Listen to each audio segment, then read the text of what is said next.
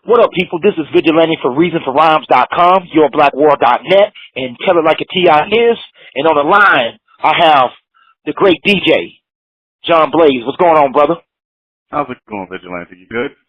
I'm doing pretty good, man. I'm hanging in there, man. Maintaining. Kind of disappointed in what I saw in the news and what I read up on, man. And, you know, being from a situation of me being an activist in the community for all these years, just to see how the business was handled with you is messed up. And I think that people need to tell, I think you need to tell your story. You know, like, Channel 41 did a great job, but it ain't long enough. People need to hear exactly what happened, how you can share it, because to me, your body of work and the things you've done, you know, for the station and also for the community should be broadcasted just as much as people trying to scream your failures. But it's a lot of successful things you did, and I think it's getting overlooked by this situation. So can you kind of just start us from the beginning of how it started? First and foremost, I appreciate the interview and for you taking the time. And thank you. That was a great introduction. It's kind of weird being on this side because I'm just one from the interviews. But it started back on September 13th. There was a Tech N9ne show for Operation Breakthrough, big show with KPRS and Hot 103 Jams, especially being that it's in the, KC Live Power and Light District. And so I think the part that a lot of people don't know about this situation is a lot of the events, whether it be White Linen or when we did the 65K contest with Hot 103 Jams and all that, that's us volunteering our time. We do remotes and get paid at certain areas, but the Tech N9ne show was me volunteering my time to represent my station and my brand, and I had no problem in doing that. So it was me, my new co-host at the time, Shay Moore, and Robin Knight, and then Brian B. China was DJing. And so we were doing what we do, hyping up the crowd. Tech N9ne show, of course, it's an 18-plus event, so the language of the music as well as the language of the host, myself included, was mimicking that. So we had a great time. Party was going great. I happened to be backstage, and I caught Tech N9ne doing an interview for KCTV5 that aired. And in that interview, he, stated that it was his first time at KC Live. Back in the day, he wouldn't have been allowed to be there, and alluding to the fact of the allegations of discrimination that has cursed the Power and Light District, I guess, since they opened. I've only been here a couple of years, but I've heard all the stories and everything. So I was like, I'm going to go and use that information, hype up the crowd, so I do. Crowd goes crazy. And if you haven't caught it, you catch that on 41 Action News of what I actually said. I never said I didn't say it. I know what I said. I pretty much got to the point of saying Tech N9ne was backstage doing an interview for the news. Back in the day, he said he wouldn't have been allotted to be here. So if you've ever been overlooked, discriminated against, or turned away, put your middle fingers up, and on the count of three, say, that's you.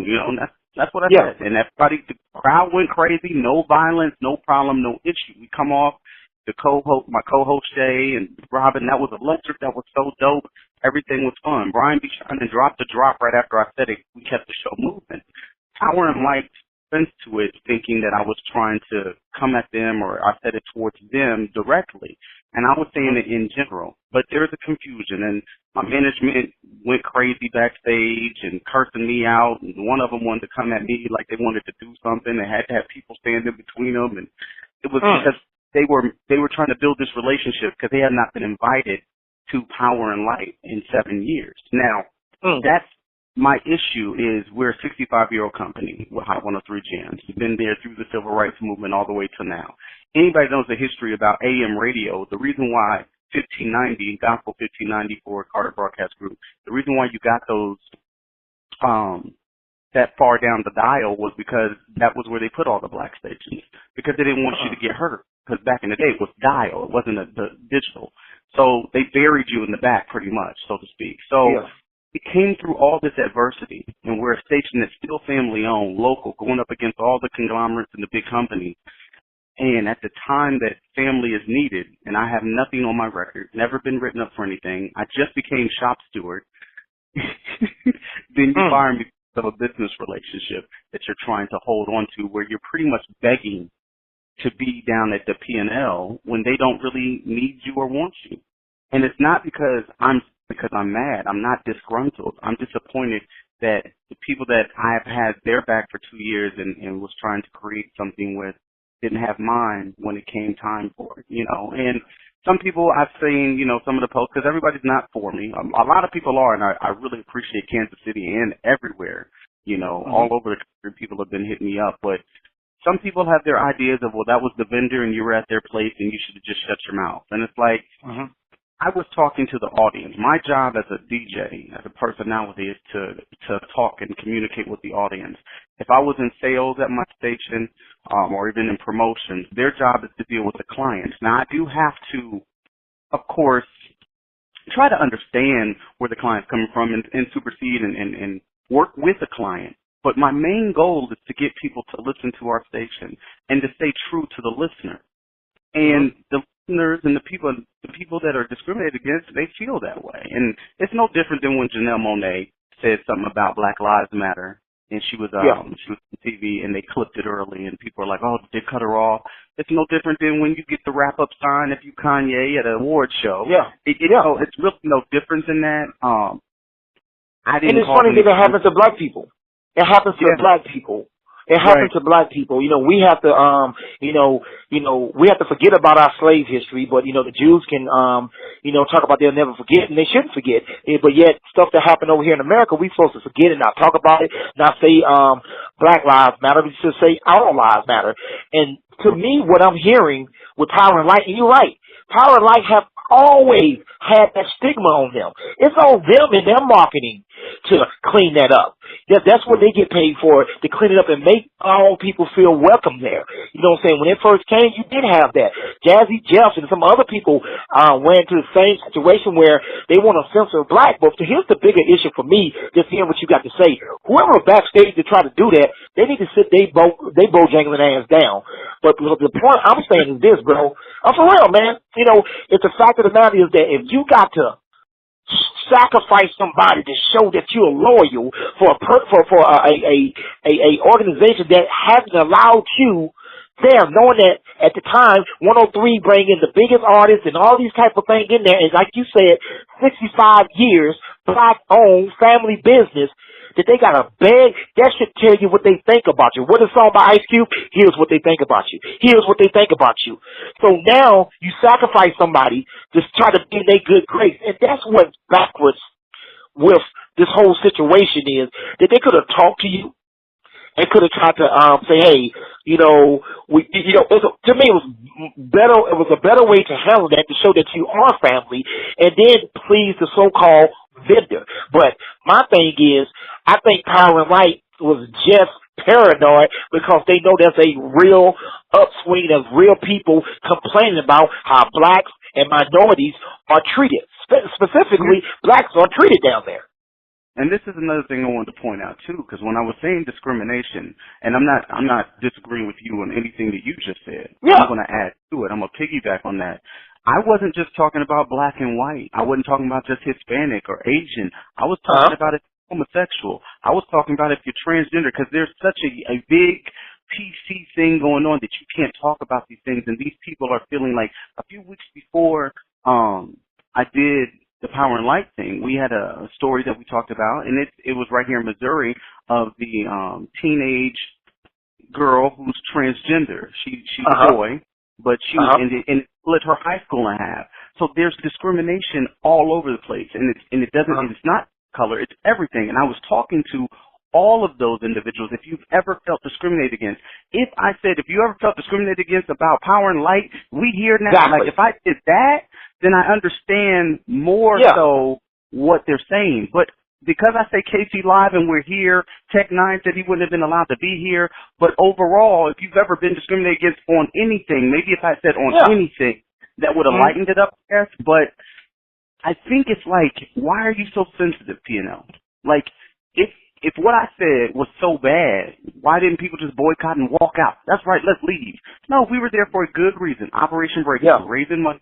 There's no doubt in my mind we were there for a good reason. It sold out. Tech was there for a good reason, Strange Music as a whole.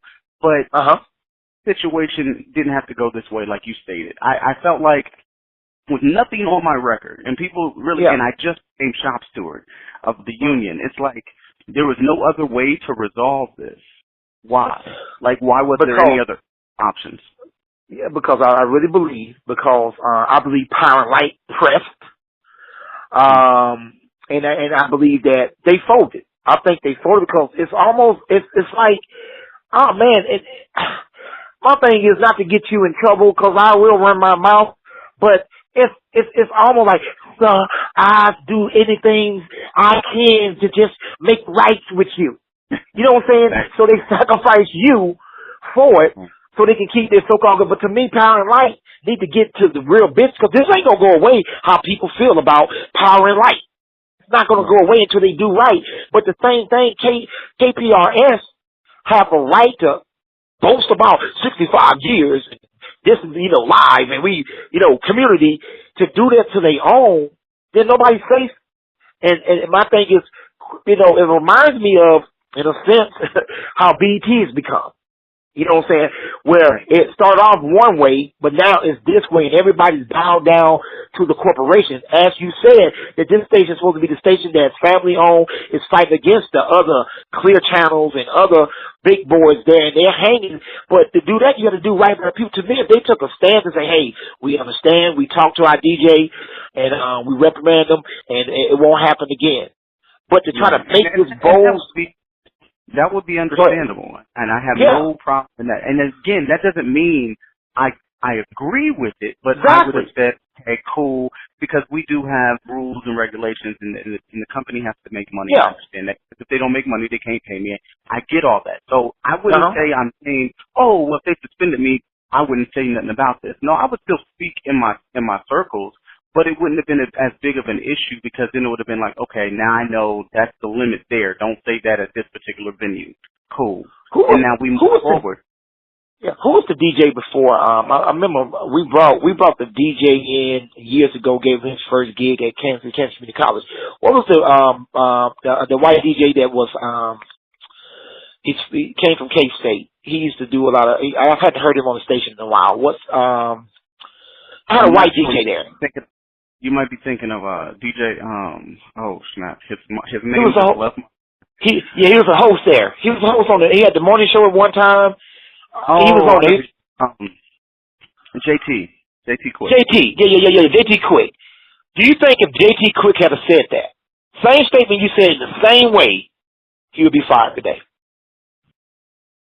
I don't believe so. It is, and I don't think so. Again, I can't say that it's because he's white, but it does feel like wow. And another good point. And again, I'm not saying this because to get anybody in trouble, but like say me and if Playmaker was there, who does afternoons for KPR. If me and Playmaker were both, we hype up the crowd very similar. Me and him are like brothers.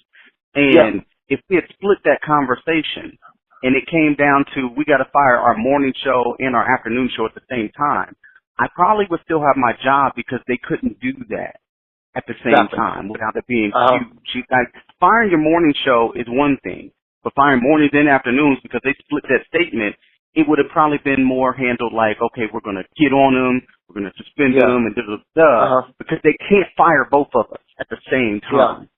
So, I mean, they can, but it just makes their life really, really problematic.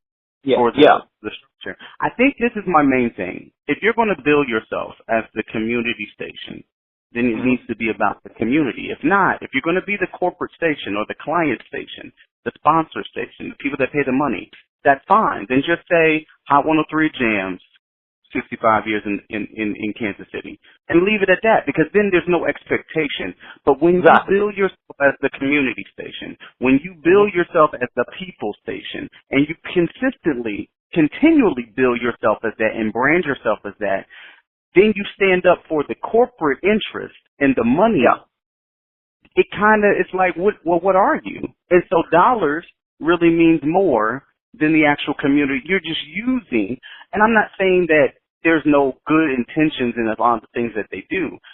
The things that I've even done with the community aspect. I mean, the radiothons when some of the young children were shot and killed, drive-bys and all that stuff. All that's positive and all that's great, but it shouldn't just be PR. It shouldn't just be, if you're going to say you're the community, then you need to be out eating with the community. You do. No, and that's the problem. And so the community, the one thing is the support that I've seen, not to cut you off, but the support that I've seen come in is like, John, you said nothing wrong. You spoke the truth. That's the majority of everything I've been getting on Facebook and on Instagram and on Twitter. It's just a lot of people, black, white, Hispanic, all races, colors, creeds, genders, saying, hey, dude, that's how we feel. You just said how we felt, and you had the microphone. Yeah. And that's the community station representing the community. Yeah. But they're not representing the community. They're representing the dollar. And corporate. Yeah, they've been corporatized. So like I say, I know the history of 103, and I even know back in the 90s when I actually dealt with Carter on some business relations with the late, great Thurman Mitchell. And the thing is, it's not the same anymore. You know, like I say, I always link it to BET being totally different than when you grew up watching BET, and you see it now. It looks like a model of MTV. It looks the same. You know, there's no difference, not that separates it. You know, so my thing is this, bro. What can I like to say, getting the story out is what we have to do, because I think, you know, the way they handle their business, 103 have to be accountable for what they say, because they are telling the community that they for us, they helping us. But yet at the end of the day, you can't help your own family out. And the thing is, 103 is always behind the gun. And a lot of people have not really felt that good about 103 in a long time. And what I mean by that, maybe not corporate America, but definitely the people has felt like they was disconnected to 103. And to me, this is not a good look for them if they're going to find one of the few DJs that do represent and not have that corporate sense, because what you said was fitting to the show that you was doing. Right. I mean, and Tech N9ne is that artist that he does not bend to corporate. Like, he had to go independent. He's been signed. FPI. So, right. And so he had to go, and he did it separate. And he's the most successful independent artist in the world. And he's done songs, and people have been giving me more Tech history. You know what I'm saying? Like I said, I'm not from Kansas City. I've been a Tech fan for at least, I'll say, about 6-7 years. But people have been going back and it's like, Tech got some songs that he wasn't probably even allowed to do at Power and Light, because one was called "Let Me In." I think somebody Facebooked me and let me know about FTI too. And so it's like, well, if you're doing a Tech show, then why aren't you speaking like it's like sometimes I feel that they want Radio Disney. And when I say that, that means we're going to play the nastiest, hardest music, sexual-driven music. Cool. But then when the jock comes on, when the personality comes on, we want him to say nothing but what Mickey Mouse would say. Hey, guys, let's have fun. And it's like, you understand that people, they feel that. They know that. They see that it's fake.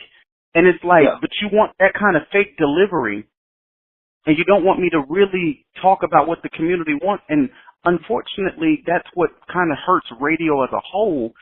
There's some stations still great at doing it, you know, and it's not even about market size. And then there's some that it just depends on. And I'm not bashing anybody. I want people to know this. I do not have a bitter bone in my body. I'm disappointed at the situation based on livelihood, of course, you know, got to pay bills. The point of the situation based on what we were supposed to be behind the scenes as far as family and working hard to a goal. I'm disappointed in the ratings were great and going to be even greater. You know, we turned ratings around in the morning specifically and not having that, you know, that chance to continue that. So it's not that I'm disgruntled. I don't hate Mike Carter. I don't hate my boss, my direct supervisor, Myron. I don't hate anybody really up there. Disappointed in some of the situations and the lacklusterness of being allowed to speak and have freedom of speech. And I know I have to be respectful and responsible with freedom of speech. But if I said something to cause a riot, but it was even insinuated that I could have started a riot, I'm like, you're embellishing this to make it more than what it is. And that's why we have to rebuttal it right now by letting you have your voice, because like the sound bites at 41 was pretty good, but it wasn't enough to really get down to the core of the story. You feel me?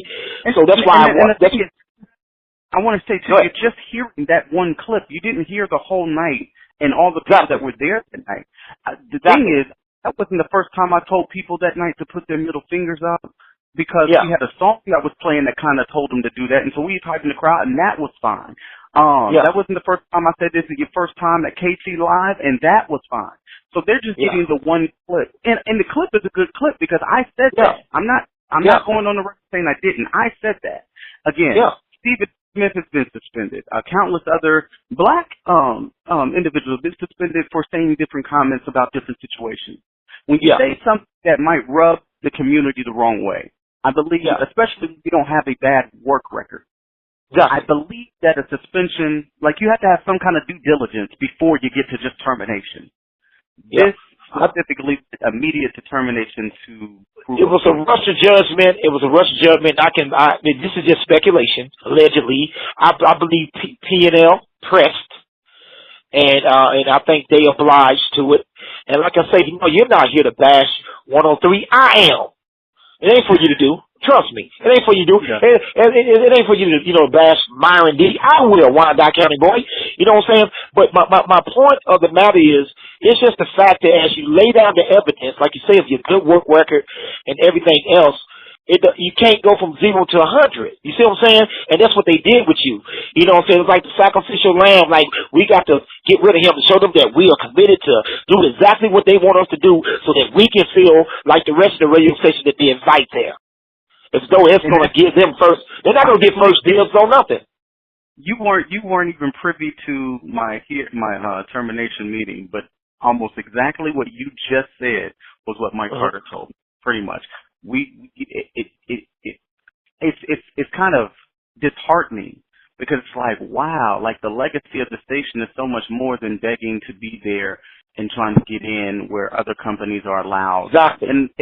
And it's like, I get that we want to be there, but to me it looks like, Power and Light might be trying to, change the image. Like, last fall, they had, several concerts from Cumulus and Drew Hill was there and pretty much a lot of But the thing is that people don't understand is if you look at the artists that were brought down, they were specifically targeted to bring down the black audience, but a black audience that's at least 29 plus.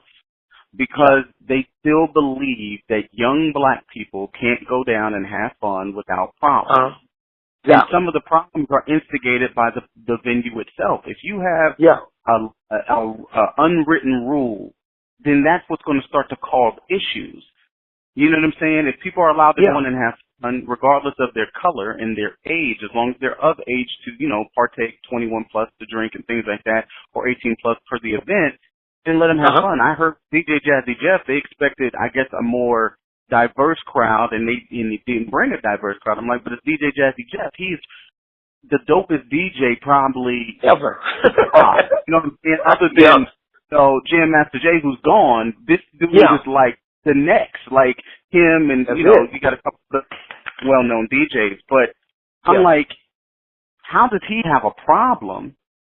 And you cancel the show. And I'm finding this history out now. So Kansas City, again, I cannot thank Kansas City enough. The people of Kansas City, I applaud you because I do what I do, but I don't know how many people I touch and how many people I reach. Exactly. And I appreciate all the well wishes, even the people that don't like me. I appreciate you too. I really don't have a bone in my body. The people that have said kind of mean things or things that are kind of little like, wow, you weren't even there, but you got an opinion, that's fine. I appreciate you too because guess what? I need that as well because it keeps me in perspective. It lets me know there's a different way to look at it and a different way to take it. Yeah, and as a black man, here's the thing. As a black man, that station should be about empowering you. That station should be about financial Juneteenth and helping you create wealth and building your brand. It should have been about that. That's what they was about. That's how they kicked in the door. But see, Mike Collins is not his family members. So he inherited that. So he's not what the original people who came up with that and what they had to go against. And a lot of times when we fight so-called the power, and then we become the power, instead of uplifting and making ways for other people, we become just like the power. It's no good if you talk about how bad corporate America is, and then when you get there, you become just like them, except for the color is different. You see what I'm saying? And that's what I see is happening. So my thing is, bro, we're going to put this out because I think people need to hear your story and contact you about this because if this company is going to brag about being 65 years in the game, represent black people, represent the community, then, hey, Myron and me, they need to step up better than this. Because Myron don't have a good name out here.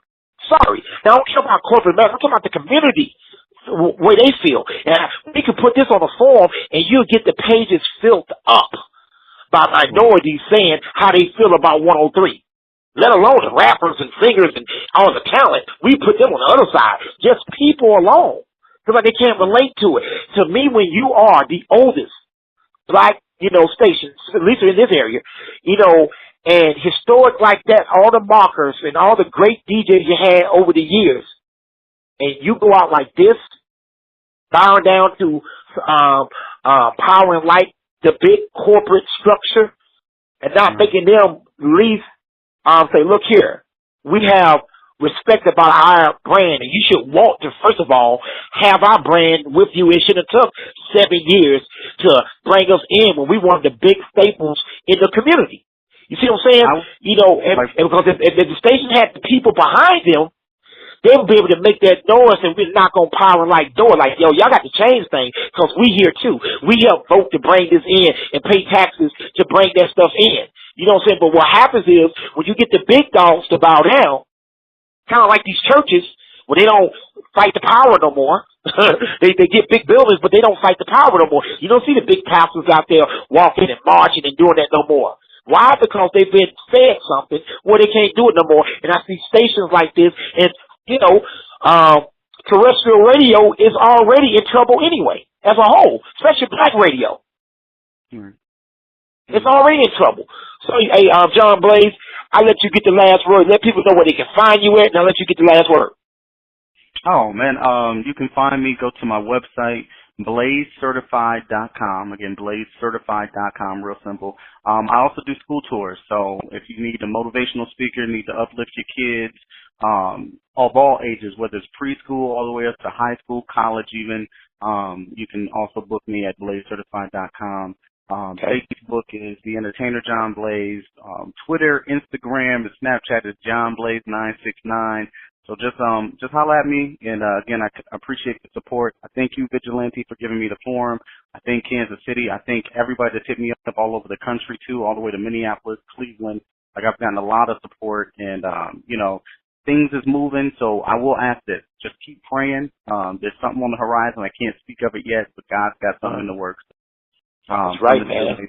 Radio station near you. Again, okay, redemption, baby.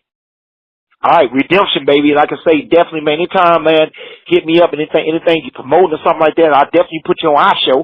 We have a show that we do our thing. So anytime you want to come on, John Blaze, talk, whatever. And I also I'm gonna make sure I try to reach out to Boris on your so he can talk to you maybe about some of your speaking engagement, because I know you have the Black Speakers Bureau and stuff like that he pushes out, him and his brother. So you can join that team right there and get out there across the world, man. Tell your story. Thank you, most definitely. Okay, brother. So, all right, man. Peace out. This has been Vigilante for ReasonForRhymes.com. That's reason with the number 4rhymes.com. YourBlackWorld.net.